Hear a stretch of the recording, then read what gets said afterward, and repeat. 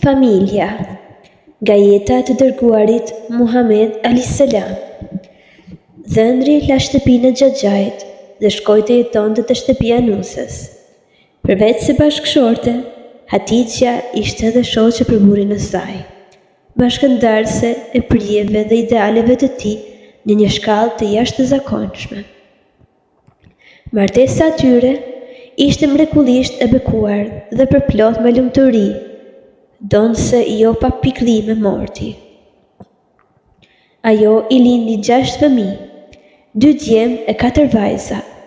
Fëmia i madh ishte një djalë me emrin Kasim, dhe Muhamedi u bë i njohur si Ebu el Kasim, babai i Kasimit, por djali vdiq para ditëlindjes së dytë. Fëmia tjetër ishte një vajzë të cilën e quajtëm Zeynep, dhe ajo u pasua nga 3 vajza të tjera, Rukaja, Kulthumi e Fatimja. Më në fund, me një tjetër djalë jetë shkurtër. Ditën e martesës, Muhamedi e liroi Berekën, sklavën besnike që kishte trashëguar nga babai. Po atë ditë, Hatixha i bëri dhurat njëri nga sklavërit e saj, një të ri 15 vjeçar me emrin Zeid. Bereken u martua me një burr në Jethrib, i cili ajo i lindi një djalë, prej të cilit mori emrin Eimen. Kurse Zeidi e disa të rinj të tjerë ishin blerë në panairin e madh të Ukathit, nga nipi i Hatixhës, Hakimi, djali i vëllait të saj, Hizamit. Të radhën tjetër që halla i erdhi vizitë, Hakimi kishte dërguar dikë të sklavërit e tij të sapo blerë dhe kishte ftuar të zgjidhte një për vete. Ajo kishte zgjedhur Zeidin. Zeidi krenohej me të parët të tij. Babai i tij Harithi ishte nga fisi i madh verior i Kalbit, territori të cilit shtrihej në fushat midis Sirisë dhe Irakut. Ema ishte një grua e fisit jo më pak të shquar fëqin të Tait, njëri nga prijesat e cilit aso kohe ishte Kalorsi, poet Hatim, i famshëm në kënd arabis, për kavalerinë dhe bujarinë e tij përallore. Tashmë kishin kaluar disa vjet që kur Zeidi ishte marrur nga Ema për të vizituar familjen e saj, dhe fshati ku po rrinin ishte bastisur nga disa kalores të Beni Kainit, të cilët e kishin marrur djalin me vete për ta shitur si skllav. Haritha, i ati, e kishte kërkuar me kohë. Zeidi nuk kishte parë asnjë udhëtar nga Kalbi që mund t'i çonte fjalë prindërve, por Qabja tërhiqte pelegrin nga të gjitha pjesët e Arabisë, dhe vetëm gjatë sezonit të shenjtë, disa muaj pas ishte bërë skllav i Muhamedit. Ai pa disa burra e disa gra të fisit dhe klanit të tij rrugëve të Mekës. Sikur t'i kishte parë një vit më herët, gjinjat e tij do të kishin qenë shumë të ndryshme. Atë e kishte djegur malli për një takim të tillë. Mirë po, tani që më në fund kishte ndodhur kjo, e kishte vendosur në mëdyshje.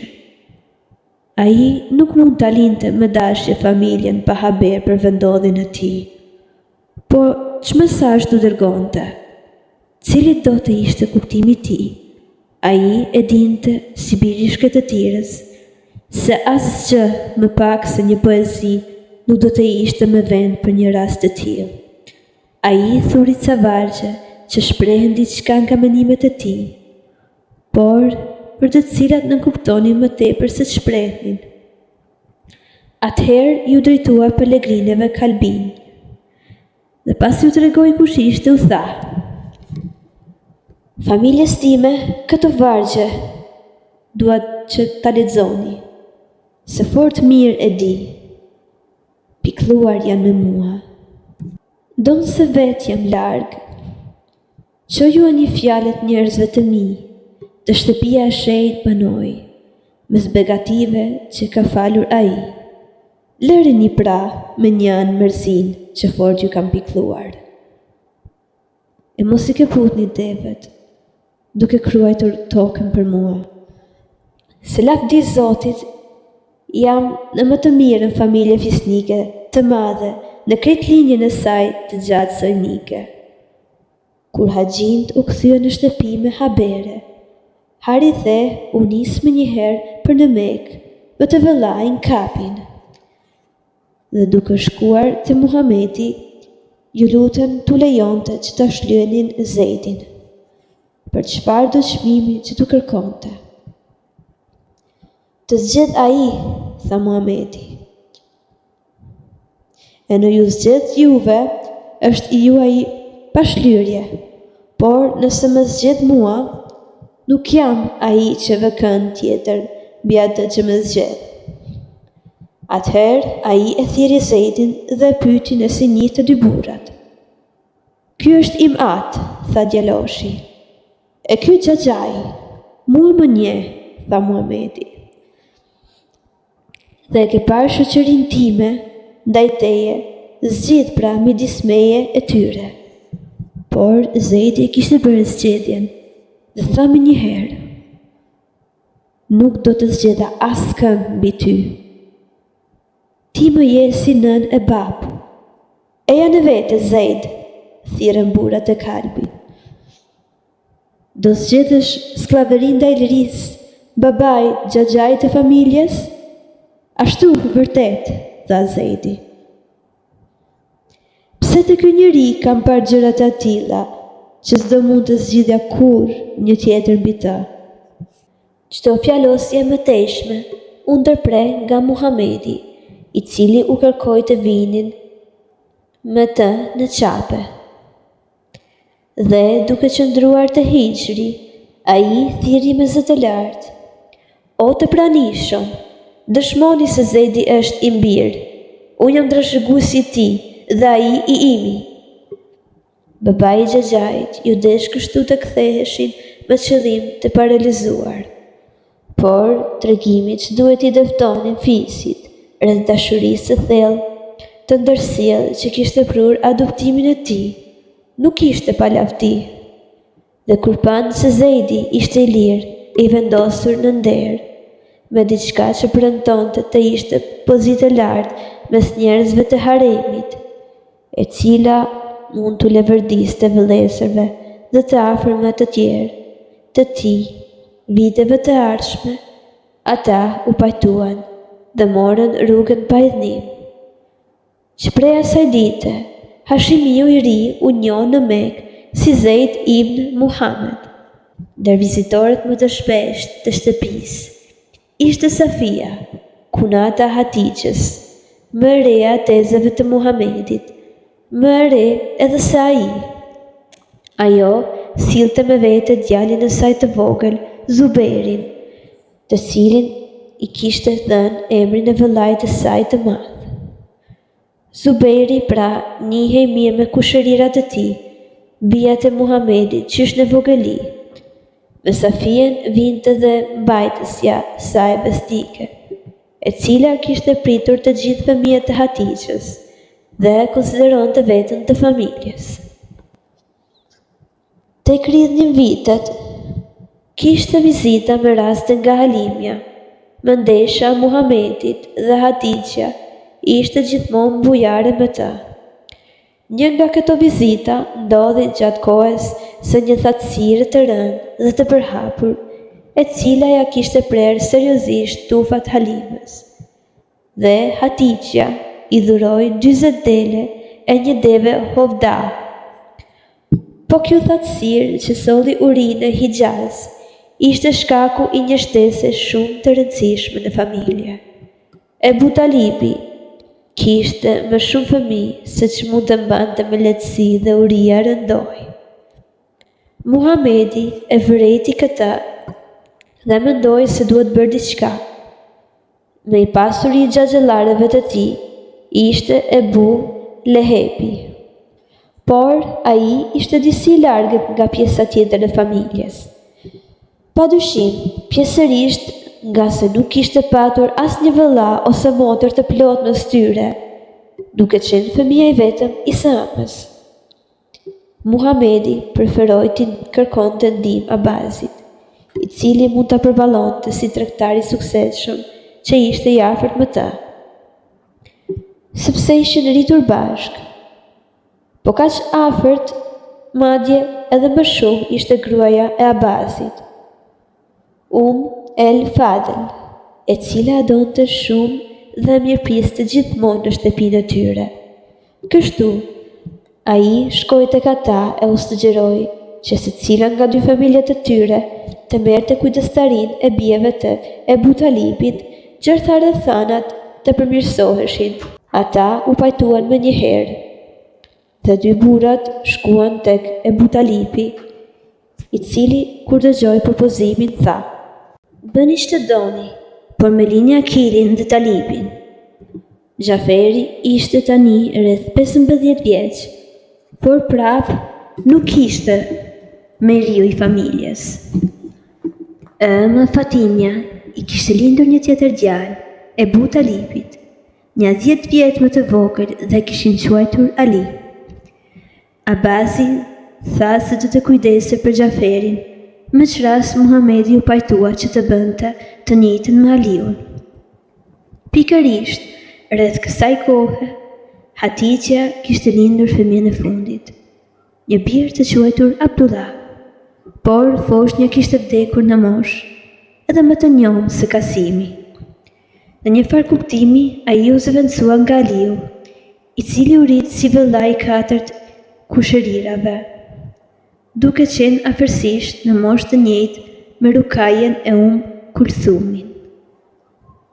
Pak sa më i ri se Zejnepja, dhe pak sa më i madh se Fatimja. Këta të pestë, së bashku me Zeidin, formuan familjen e afërt të Muhamedit dhe të Hatixhës. Por kishte shumë kushërirë të tjerë, për të cilët ai ndjente një përngjitje të thellë, dhe të cilët kanë hisën e tyre, të madhe të vogël në historinë e kronikuar këtu. Xhaxhai më i madh e tashmë i vdekur i Muhamedit, Harithi, kishte lënë shumë fëmijë. Një prej bijeve të tij, kushëriri i tij, Ebu Sufjani, ishte edhe vëllai i tij nga Xhiri, pasi ishte ushqyer nga Halimja të Bani Sadi, sa vjet pas tij. Njerëzit thoshin se Ebu Sufjani ishte ndër ata që kishin ngjashmërinë më të afërt familjare me Muhamedin, dhe ndër tiparet e përbashkëta kishin gojtarinë. Por Ebu Sufjani ishte poet i dhuntisur, baste edhe më shumë se gjaqëllarët e tij, Zubair dhe Ebu Talib. Ndërsa Muhamedi nuk ishte treguar kurrë asnjë prirje për të thurur poezi, ndonse ishte i pakalueshëm në zotrimin e arabishtës dhe bukurinë të folurit. Tek Ebu Sufjani, që ishte pak a shumë moshatar me të, ai kishte një farë miku dhe shoku. Pak sa më të afërt me lidhje gjaku ishin fëmijët e shumë të hallave të tij të plota. Pra, 5 vajza më të mëdha të Ebu Talibit. Ndër më të vjetrit e këtyre kushërirëve ishin 5 fëmijë të hallës së tij, Umejma, e cila ishte martuar me një burr të quajtur Jahash, nga fisi arabu verior i Esedit. Ai kishte një shtëpi në Mekë dhe ishte mundur për dikë të jetonte në një fis tjetër nga i tij, të bëhej. Me aleancë të ndërsjellë, aleati i një anëtari të tij, fisi, në të cilën kësodore integrohej duke ndarë deri në një farë pike përgjithësitë dhe privilegjet e tij. Haribi, tani më prije si degës Umejade, të klanit të Abu Shemsit, kishte bërë 600 aleat. Kështu që, duke u martuar me të, Umejma mund të thuaj se gati ishte martuar me një shëmsit. Djali i tyre i madh, i quajtur Abdullah, sipas vëllait të saj, ishte 12 vjet më i ri se Muhamedi, dhe të dy kushërirët kishin dashamirësi të madhe për njëri tjetrin. E bia e Mumejmes, Zejnepja, disa vjet më e vogël se vëllai i saj, një vajzë me bukuri të rrallë, u përfshi në këtë lidhje. Muhamedi i kishte njohur e dashur të dy që nga fëmijëria e hershme. Kjo ishte vërtet edhe për të tjerë, veçanërisht Ebu Selmen, djalin e halles së tij Barrase. Tërheqja e fuqishme e qëndërsuar përreth Eleminit, siç e quanin shpesh, shkonte shumë për te familjes së tij. Dhe Hatixha ishte me të në atë qendër, e dashur dhe ndëruar nga të gjithë që ndodheshin brenda rrethit të gjerë të rrezatimit të tyre. Një rreth që përfshinte edhe shumë prej të afërmëve të saj, veçanërisht e afërt me të ishte motra Hala, djali të cilës Ebu l-As ishte vizitor i shpesht i shtëpisë. Hatixha e donte të nipin si ta kishte djalë, edhe kur erdhi koha, sepse asaj i kërkohej vazhdimisht ndihma e këtij. Hala i kërkoi t'i gjente një grua për atë. Kur Hatixha u këshillua me të shoqin, ai sugjeroi bien e tyre Zejnepin, e cila së shpejti do të kishte moshë për martesë, dhe kur erdhi koha, ata u martuan.